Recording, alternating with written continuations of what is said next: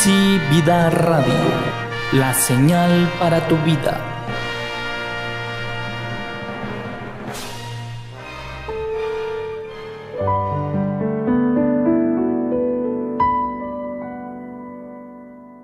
Y Si Vida Radio presenta Confrontando el pecado para arrepentimiento.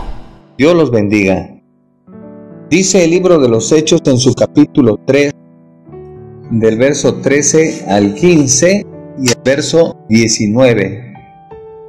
Pues es el Dios de Abraham, de Isaac y de Jacob, el Dios de todos nuestros antepasados, quien dio gloria a su siervo Jesús al hacer este milagro. Es el mismo Jesús a quien ustedes rechazaron y entregaron a Pilato, a pesar de que Pilato había decidido ponerlo en libertad. Ustedes rechazaron a ese santo y justo y en su lugar exigieron que soltaran a un asesino. Ustedes mataron al autor de la vida, pero Dios lo levantó de los muertos y nosotros somos testigos de ese hecho. Ahora pues, arrepiéntanse de sus pecados y vuelvan a Dios para que sus pecados sean borrados. Hemos titulado a esta reflexión Confrontando el pecado para arrepentimiento. En esta ocasión, el apóstol Pedro, después de que entró al templo con Juan y se había efectuado el milagro del cojo de nacimiento, la gente se sorprendía porque le conocían que era el que se sentaba a pedir limosna y entró saltando y alabando a Dios. Y todos se sorprendían, estaban atónitos y se reunieron en el pórtico de Salomón. Es entonces que Pedro expresa estas palabras. ¿A qué se refería el apóstol Pedro con esto? Si nosotros hemos leído en los evangelios, dice la escritura que cada año se soltaba a un preso el que el pueblo quisiera. Y en esa ocasión, toda la gente, a petición de las autoridades eclesiásticas de ese tiempo que odiaban a Jesús, les dijeron que pidieran a Jesús que fuera crucificado. Ya se le había interrogado y ya se había decidido soltarle. La gente insistía, crucifícale, crucifícale. Y ante tanta insistencia, Pilato se lavó las manos y ellos dijeron, si no lo haces, eres enemigo de César. Y además de eso, la gente dijo, no importa lo que suceda, su sangre sea sobre nosotros y sobre nuestros hijos. Qué terrible declaración y qué terrible maldición adquirieron ellos al hablar con torpeza, con ira, en contra del santo, del justo, del Salvador del mundo. Dice Santiago en su capítulo 1, verso 19 y 20. Por esto, mis amados hermanos, todo hombre sea pronto para oír, tardo para hablar, tardo para irarse, porque la ira del hombre no obra la justicia de Dios. En otras palabras, debemos de escuchar, debemos oír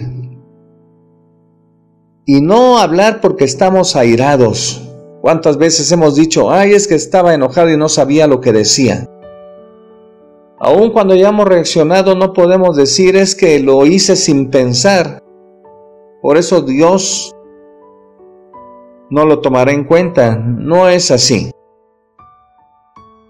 Cuando Él empieza a decirles lo que ellos hicieron al despreciarlo y al entregarlo en la cruz, Pidieron que se les soltase un hombre homicidio. Había cometido sedición entre el pueblo en contra del Imperio Romano. Pero prefirieron que se les soltara a un hombre asesino y pidieron la vida del autor de la vida y de la salvación. Es necesario que la gente sea confrontada con su pecado para que tome una decisión. ¿Qué va a hacer?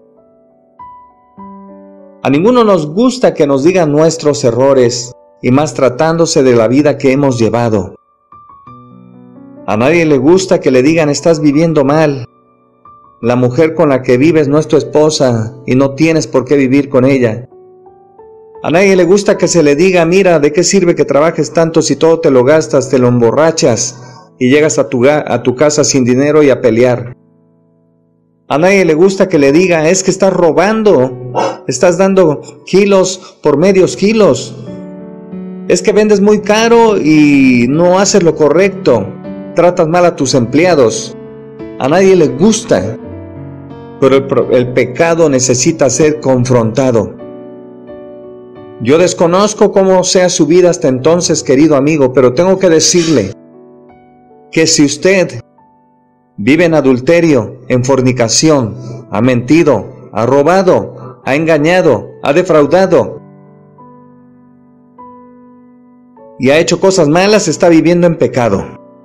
Y no tiene más que dos alternativas: o seguir con la vida que ha llevado hasta ahora, o reconocer su condición y arrepentirse.